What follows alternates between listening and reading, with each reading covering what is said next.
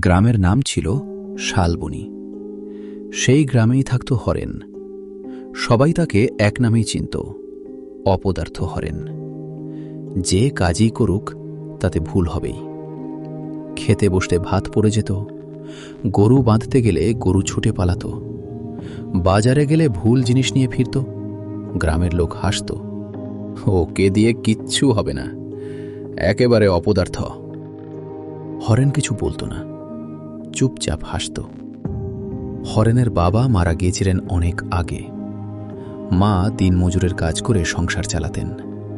মা বলতেন, তুই কিছু একটা শিখ হরেন, সারা জীবন অপদার্থ হয়ে থাকবি নাকি? হরেন চুপ করে থাকত।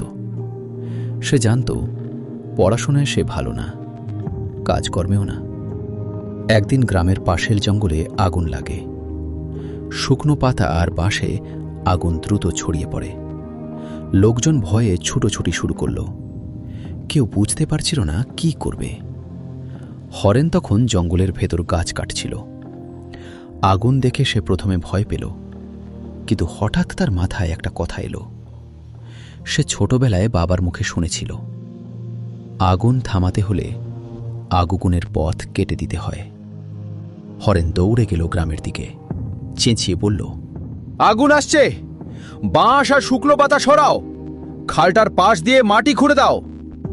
লোকজন প্রথমে হাসল, এই অপদার্থ আবার উপদেশ দিচ্ছে। কিন্তু আগুন তখন খুব কাছে, আর কোনো উপায়ও নেই। শেষে সবাই হরেনের কথাই মানল।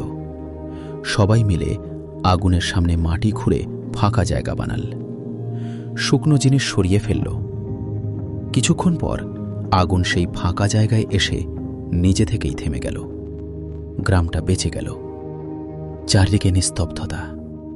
তারপর কেউ একজন বলল, আজ যদি হরেন না থাকত। গ্রামের মোড়ল এগিয়ে এসে বললেন, আজ থেকে কেউ হরেনকে অপদার্থ বলবে না। যে সময় মাথা ঠান্ডা রেখে কাজ করতে পারে, সে কখনো অপদার্থ হয় না। হরেনের চোখে জল চলে এলো। জীবনে এই প্রথম কেউ তাকে বিশ্বাস করল। সেদিনের পর হরেন বদলায়নি, কিন্তু গ্রামের চোখে হরেন বদলে গিয়েছিল। কারণ অপদার্থ বলে কেউ জন্মায় না, সময় এলেই আসল পরিচয় বেরিয়ে পড়ে।